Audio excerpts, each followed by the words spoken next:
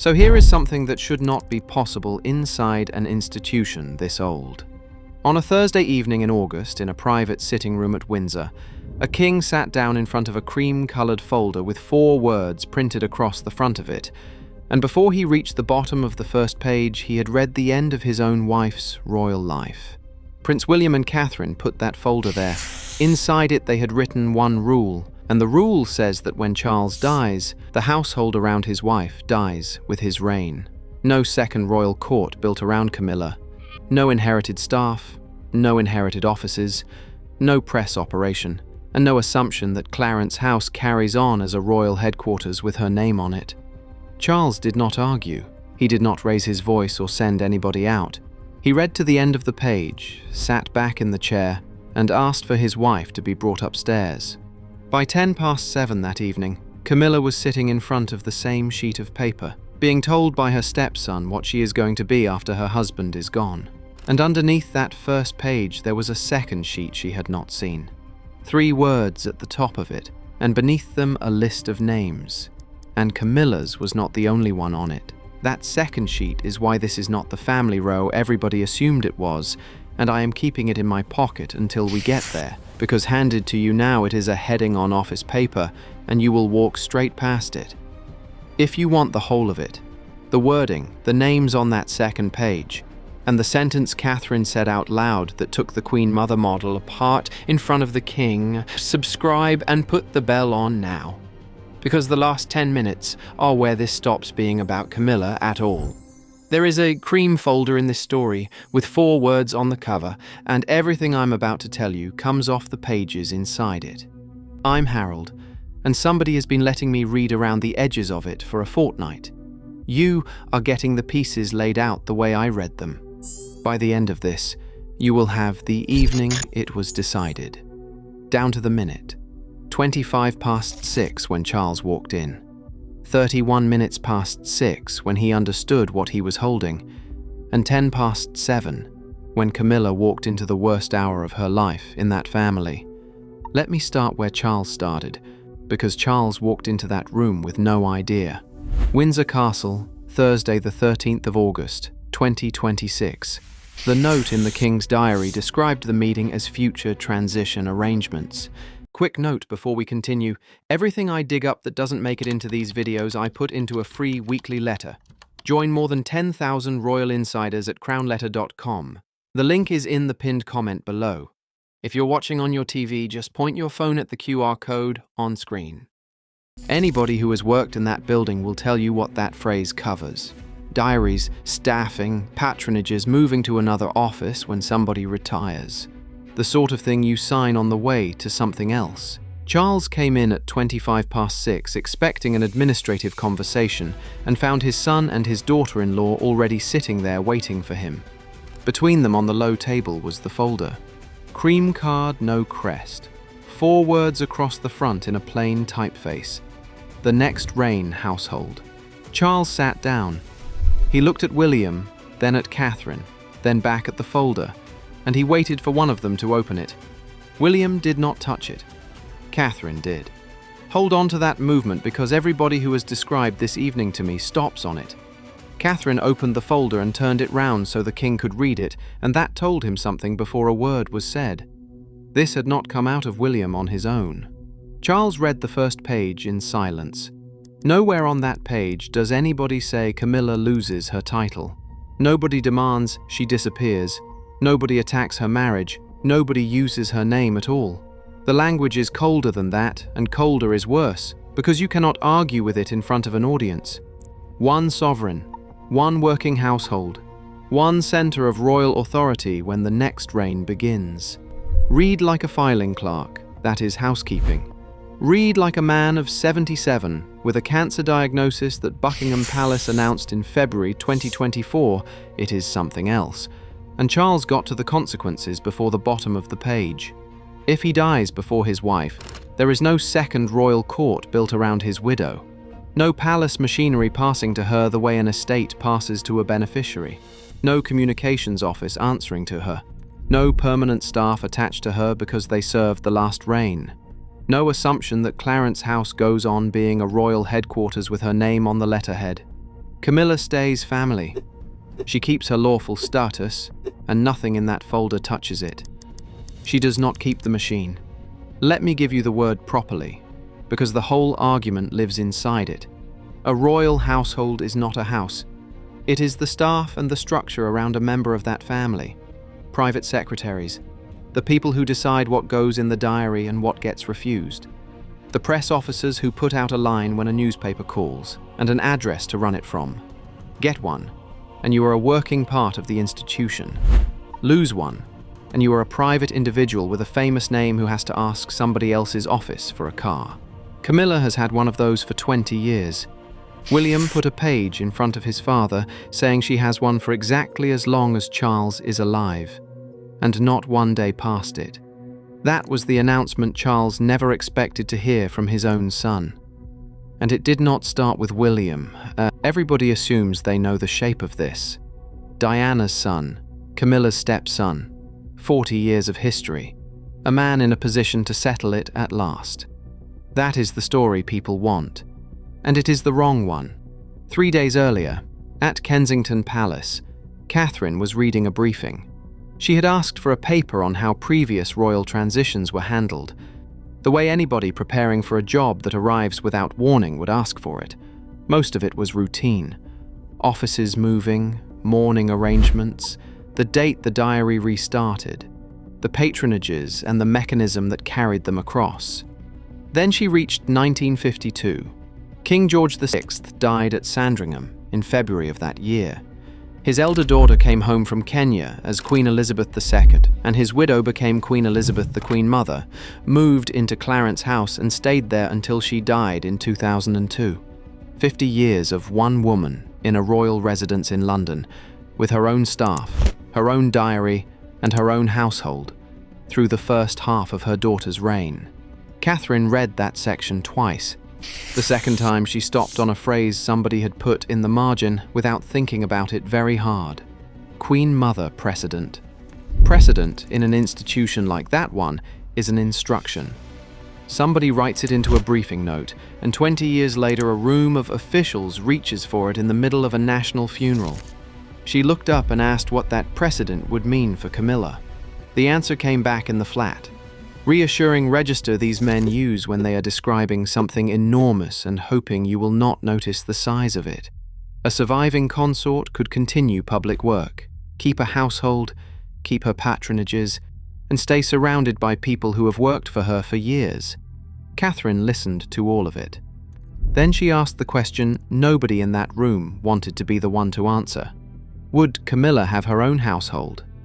And the silence that came back lasted long enough to be an answer on its own. Her problem was never the charity work. It was structural, and she is the only one in that family new enough to see the structure from outside it. Give somebody a household, and you haven't given them a job. You have given them advisors who take instructions from her, a diary that competes with the sovereigns for the same Tuesday morning, a press office that can put out a line in the same news cycle as the king's, and a residence in London to run it from. Each piece looks harmless alone. Assemble them, and you have a second center of gravity inside the monarchy, standing next to a king who has been on the throne about a fortnight. And the 1952 model had one feature nobody writing that briefing note had bothered to update. Queen Elizabeth the Queen Mother was the new Queen's mother. That is the load-bearing wall. A daughter inherits the crown, her widowed mother keeps a court, and nobody had to negotiate it because the relationship came first. Camilla would be William's stepmother. Catherine herself would be queen. Different relationship, different history, and a very different 40 years sitting underneath it. Catherine turned to her husband and asked him the question that stopped him treating any of this as a technical matter. Were they planning their own reign, or preparing to inherit a set of assumptions somebody made for a different family in a different century? William did not want it. His first instinct was to leave it alone, and every one of his reasons was about what it would look like. Half the country calls it revenge before it finishes the headline. Diana's name comes back into it in the first paragraph and stays there for a month. Catherine gets accused of shoving another queen off the stage while she waits her turn, and William of settling an account open since he was a teenager. and he has spent 29 years refusing to hand people that story. Think about what he has done with it.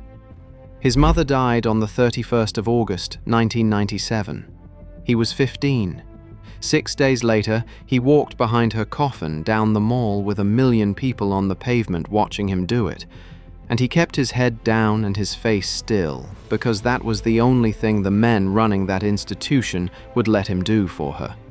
He has talked about that walk once, in the film he and his brother made for the 20th anniversary in 2017, and what he described was the noise, and not being allowed to show anything of his own. A man who carried that out of his childhood does not go looking for a fight with his father's wife in his 50s. He will absorb an enormous amount rather than give the papers that war. He sat there in his own house and pushed back on his wife, and he told her what it would cost and who would pay it. And Catherine said something he was not ready for. If the rule looks personal, make it apply to me too. William looked at her. She meant it, and she had thought about it before she said it, which is the part that took the ground out from under the argument. If William dies first and George becomes king, Catherine does not want a court built around herself. No separate household standing next to her son's reign. No independent office because the public is fond of her. No inherited command over her husband's staff. She stays his mother. She keeps her dignity, her lawful position, and the charities that mean something to her, because none of that requires a machine. The crown and the machinery that runs it belong to George. That changed the shape of the conversation. Up to that point, everything on the table was a rule about somebody else. The second Catherine wrote herself into it. Nobody could describe it as a punishment aimed at one woman. She had taken away the easiest attack before anybody had a chance to make it. Nobody has confirmed a word of what was said in either of those rooms, and I will say that out loud once and then leave it alone. The paper trail is what I am working from, and it says plenty. Go back to Kensington Palace to the evening Catherine said it, because William did not answer her straight away. The room had gone quiet, and the silence was no longer about Camilla. It was about a version of the future where he is dead at 50-something, his son is king at 25, and the woman sitting opposite him has been written out of the structure by her own suggestion. He went back to the briefing and started reading it properly. The problem is bigger than one widow. Royal transitions in that family run on convention rather than rules, and convention is a polite word for whatever happened last time. Offices carry on. Staff move sideways and keep their access. Patronages roll over because nobody wants the row. That is how an institution steadies itself through a death, and William was inside the last one. Catherine had her finger on the other half of it. Continuity turns into entitlement the moment nobody says where the old reign stops. Her proposal was hard because it was clean.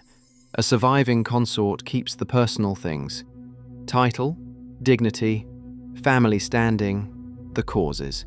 The institutional power does not travel. If the new sovereign wants that person working, the invitation comes from him, in writing that year, and it can be withdrawn the same way. Not from custom, and not because an office has existed for 18 years. You can see the moment that landed on him, because his questions changed. He stopped arguing about how it would look, and started asking how it would work. The communications staff and whether they stay with the widow or go back to the sovereign's office. The private secretary who has run her diary for a decade. The patronages, and which are personal to her, and which came with the crown.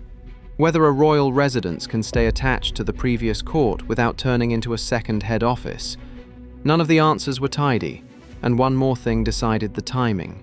A transition argued out during a bereavement gets decided by whoever is calmest in the room in the worst week of everybody's life.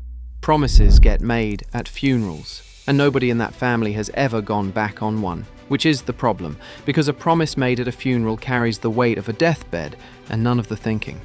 Catherine made her own sacrifice explicit instead of leaving it as an understanding between the two of them. She will not ask for an independent press operation on the grounds that the country loves her, and she will not put her son on the throne while he is carrying the institutional weight of his mother's old authority around his neck. That is uncomfortable to sit with, and that is why it works.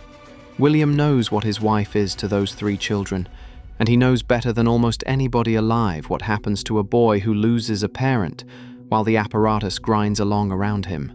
Reducing Catherine's formal position after his own death is not an administrative question to him. It is the worst thing on the table. She was asking him to pull apart 2 things that family has kept welded together for a century: loving somebody and giving them authority. From that point, the wording tightened up fast. 1 reign, 1 household, 1 sovereign at the center of it. The advisors stripped out everything that could be read as personal. Camilla is not named anywhere in the document. Diana is not mentioned, not once, and William was immovable on that. No language about removing anybody, no suggestion that a widowed queen should be humiliated or made to give anything back. The rule had to be strong enough to change the structure and neutral enough to survive the accusation that it was written for 1 woman in 1 house. And then somebody in that room said the thing everybody had been walking around for 2 hours. Clarence House.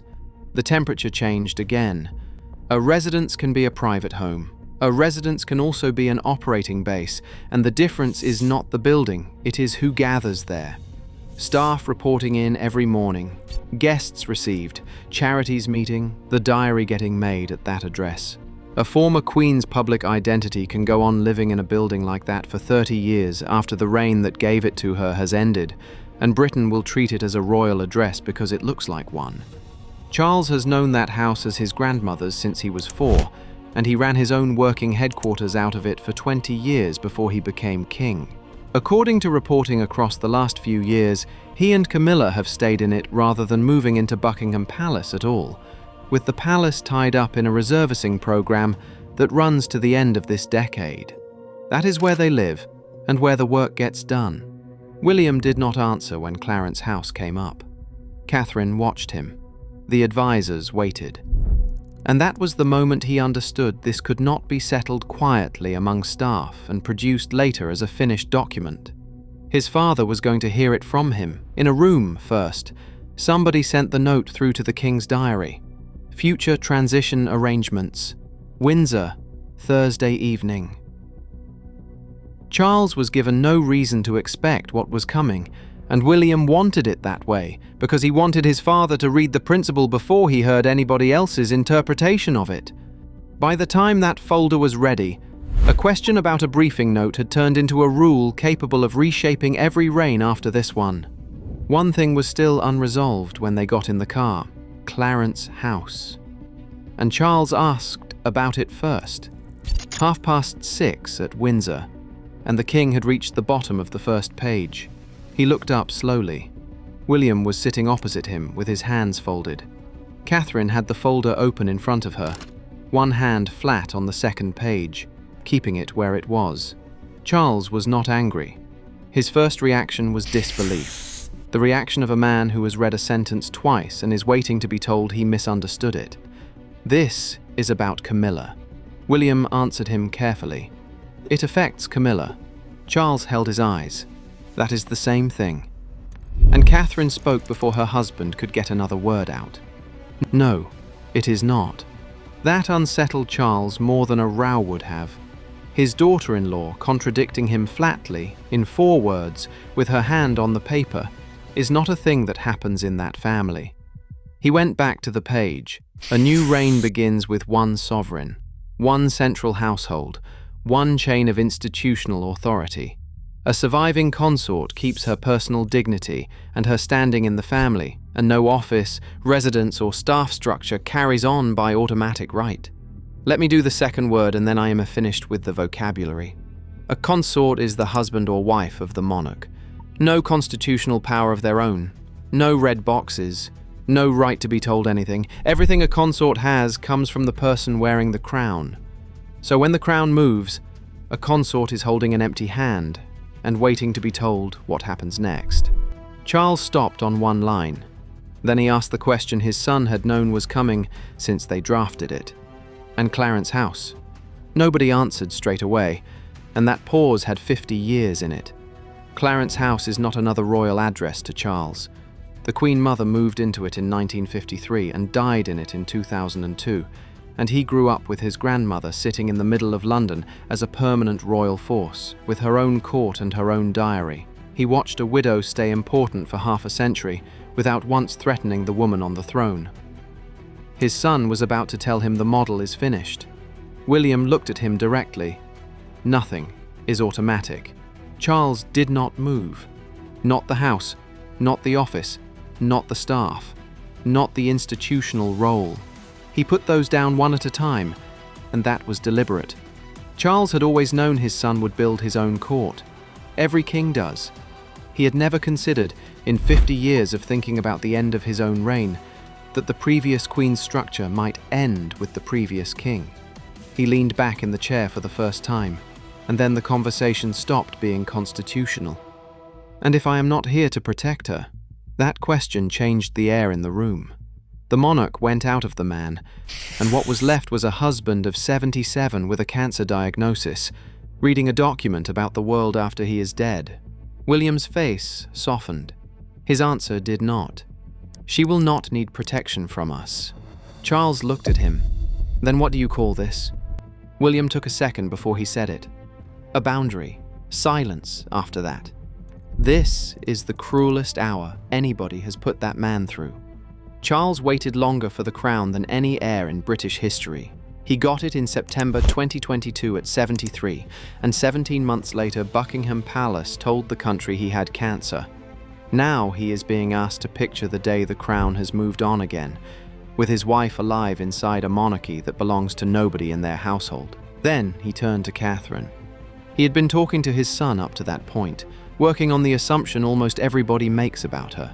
Catherine keeps the temperature down. She would be supportive, gracious, and out of the hard part. She moved the argument somewhere he had not prepared for at all. It applies to me too.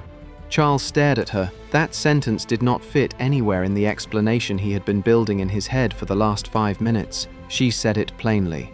If William dies before her and George becomes king, she takes the same rule. No separate court around his mother because she happened to be queen once.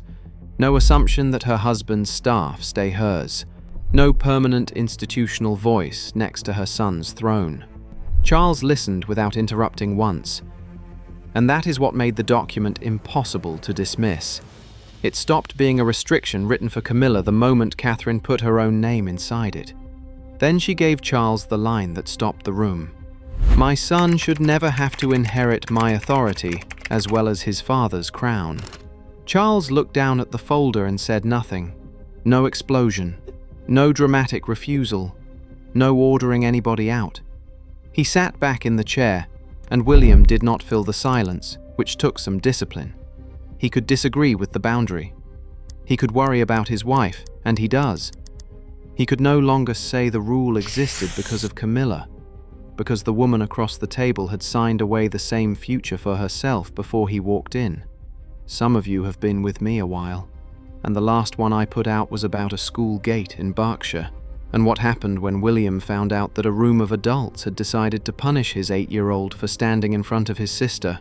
A lot of you wrote afterwards saying you had never seen him move like that. Same man in this room. Same instinct.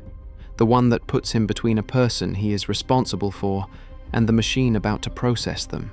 Only the building has changed. After a while, Charles lifted his head and made one request. Camilla should hear it directly. From them, in this room, tonight, somebody went downstairs at 7:05. At 7:10, the door opened and Camilla walked in, and she knew inside 2 seconds that something had happened. Charles was not reading. He was sitting back with his hands on the arms of the chair, looking at nothing. William was forward in his seat, controlled and tight. Catherine was beside the open folder with one hand near the second page, and nobody produced the easy smile that normally takes the edge off an awkward family evening. Camilla looked at her husband first. He did not explain, and that told her most of it. William stood and asked her to sit down, and his tone was formal. The way people talk when they are trying to make a decision sound cleaner than it feels. She took the chair beside Charles, looked at the folder, and asked what had happened. William did not start with her title. He did not start with the house. He started with the future. He told her that he and Catherine had decided how their household will operate when the next reign begins. One sovereign at the center of it, supported by one principal working household. Other members of the family stay active, respected and visible, and no second court carries on automatically beside the new king. Camilla got there faster than he expected. Meaning yours, William corrected her quietly. Meaning the king's. That distinction is the whole document, and he made a point of it because he did not want her leaving that room believing she had lost a family argument to her stepson. She looked at Catherine, then back at William. And me. 4 words, and shorter than anything else she said that evening. Catherine answered first. You remain family. Camilla held her eyes. But not royal. Catherine did not move. That is not what was said. William came in before that could turn into something neither of them could take back. Her lawful status does not vanish because a reign ends. She keeps the personal charitable interests. She attends family occasions. She appears publicly when the sovereign invites her. And that is a real invitation from a real king who will have his own reasons. Respect does not stop when Charles stops. The automatic part stops. That is the line, and everything either side of it is detail. Camilla listened without interrupting while he took her through the practical terms, and that is where it gets cold. Staff serving the reigning household answer to the reigning sovereign. Communications go through the new court. Residences connected to royal work get reviewed. Nobody took anything off her in that room. Nobody promised her anything either. The absence of the promise is what she found hardest, and I think most people would. She turned to her husband. The moment you are gone, I disappear. Charles looked at William before he answered. William got there first. No, Camilla waited. He told her that disappearing and losing automatic authority are 2 different things, and the second one is the only thing on the table. A former queen can be part of national life without running a court next to the sovereign. Then he gave her the sentence that puts the whole document into one line. Family is not the same as government. Camilla went completely still. Sit in that chair for a second, because whatever anybody thinks of her, that was a brutal hour for a woman of 79. Everything she has built since 2005 sits on that machine. The engagements, the patronages, the causes she worked at for 20 years, the apparatus that turned the most unpopular woman in Britain into a queen the country stopped arguing about. The document takes none of it away. It refuses to guarantee that the structure under it survives her husband. That is a quieter loss than losing a title, and a much harder one to argue against because there is nothing to point at. Nobody is taking anything, they are declining to promise. She looked at Catherine again. Whatever is between those 2 women, something in Catherine's face made her stop. There was no satisfaction in it. She knew what the rule costs because she had put herself underneath it 3 days earlier. She said it to Camilla directly. If William dies first and George becomes king, she will not ask her son to keep a separate household around his mother. No independent court, no inherited command over staff, no permanent institutional voice next to George because the public happens to be fond of her. Camilla's face changed again, and this time the resistance came out of it. That mattered more than any argument William made that evening. Charles was watching his wife. William was watching his father. Catherine kept her attention on Camilla and let it settle without trying to soften it, which took more nerve than most people in that family have. And Camilla stopped asking what she was going to lose. She started asking what the rule is. Is it written only for the widows of kings? Does it apply to every future consort or only the inconvenient ones? Can a later sovereign tear it up on the day he takes over and hand everything back? They are the right questions, and she got to them faster than the advisors had expected. William glanced at the folder because the answer to all 3 was sitting under the page she had been reading. She thought she had reached the end of the announcement. William turned the first page over, and there was a second sheet underneath it. 3 words at the top. The one court principle. And under the heading, a list of names and future situations, and the moment Camilla read down it, the argument she had been assembling for 20 minutes fell apart in her hands. Her name is on that sheet. Hers is not the first one. The principle applies to every surviving consort who outlives the sovereign they served. Catherine is listed. The future spouse of George is listed. A person who at this moment does not exist and has no idea the terms of their widowhood were written at Windsor in 2026. Charlotte is covered too, for the day the crown ever comes to her. That is not a private arrangement for one transition. That is a succession rule. A reign ends, and the institutional household ends with it, every time, for everybody. The next sovereign can invite a former consort to carry on with public duties, keep patronages, appear at the big set pieces. None of it continues because it existed the day before. Authority has to be renewed in the reign it belongs to. Camilla read that page a great deal more slowly than the first one. She could no longer say the document isolated her. Catherine had accepted it, and consorts nobody has met yet are covered by it. The structure was built to outlive every person in that room, and that is why it will hold. Charles saw it too, and this is the moment the evening turned for him. The question stopped being whether his wife deserves respect after he is gone. It became whether any former consort should carry an independent institution into somebody else's reign. And William had already asked somebody else that question. Days before Windsor, he took the principle privately to his aunt. Anne has watched the machinery of that institution from closer than almost anybody alive, and she has never in 50 years given an interview that caused anybody a problem. William wanted to know one thing: whether ending the Queen Mother model weakens the institution. Her answer was short. Different reign, different family. He pushed her once more. Did she agree with the principle? She did not turn it into a judgment on Camilla, and that is exactly why what she said carried the weight it did. She kept it on the crown. The next king has to be allowed to be king. Nothing else. No speech about old grievances. No score settling dressed up as constitutional advice. Anne handed it back to him in 10 words, and the idea stands up on its own, outside the emotional weather around his stepmother. Loyalty to a former queen can stay personal and warm and public without turning into a second chain of command. Respect survives, influence survives, automatic authority does not have to. Back at Windsor, William put that to his father. The principle is not there to erase anybody's history. It is there to stop history operating as a standing instruction. The Queen Mother model worked in its own time. That does not oblige every reign after it to reproduce the same arrangement forever. Charles looked at the names on the second page again, and for the first time that evening, he was not reading it as a husband. He was reading it as a sovereign looking at a rule that will still be running when George is an old man. Camilla had one more question, and it was the sharpest of the three. Could a future king reverse it? William's answer is the strongest thing in the document. A sovereign can always shape the household of his own reign. That is the entire point of the rule. It is built to establish one expectation, that no previous household holds an automatic claim on the next one. That softens nothing. It hands the question to a man who will be grieving his father when he has to answer it. Camilla can stay important because a future king decides to include her. She cannot be important because precedent obliges him to.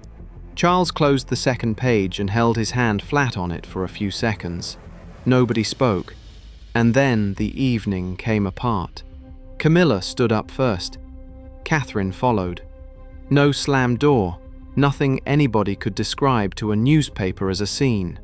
4 people being extremely polite to each other in a room where something permanent had been put on paper an hour earlier.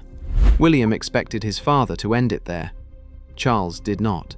As Catherine reached the door, he asked his son to stay behind. Camilla turned once, then went out with Catherine, and the door closed. Father and son on their own, and Charles was finished asking about his wife. His next question was about Catherine. He asked William whether he had thought properly about what that rule does to his own wife one day. William answered without a pause. Every day. Charles had spent the whole evening worrying about the woman beside him. Now he was making his son stand inside the same absence from the other side of it. A reign that ends early. George inheriting before anybody is ready. Catherine alive, adored, and no longer at the center of the institution she spent her life building up. Could his son picture that without bitterness and without a household of her own to soften the landing? William looked at the door she had gone out of. He told his father no. Then he told him that Catherine can, and that she had decided it before he did. Charles could not do anything with that. Catherine had not backed the principle because it was free. She backed it because the next sovereign has to inherit freedom along with the crown. And if that sovereign is her own son, his mother does not get to be a permanent second center of royal authority on the strength of being popular. The argument started with Camilla. It finished with Catherine. That is the reason it held. The following morning, Friday the 14th of August, William and Catherine went through the final wording one more time. The language stayed stripped. No reference to Diana. No criticism of Charles. Nothing aimed at Camilla. Nothing that reads as revenge to a hostile eye, and they had a hostile eye read it twice on purpose. One principle. The next reign begins with one sovereign, one court, one working household. William signed it first, then turned the page towards his wife, and she read the sentence again before she put her name beside his. 2 signatures. Nobody marked the occasion, because both of them had put a loss on paper that one of them will live through.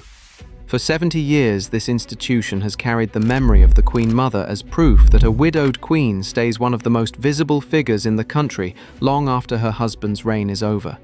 Clarence House is part of that memory, and so is the assumption that the machine carries people forward because it has always carried people forward. Camilla stays Charles' widow and part of the family. She keeps the causes that matter to her and appears wherever the king chooses to include her, and I would expect a King William to include her more often than the internet thinks, because he does not do public cruelty and never has. She does not carry the structure of Charles's reign into his. And Catherine has written herself into the same future, which is what turns this from a family row into a rule.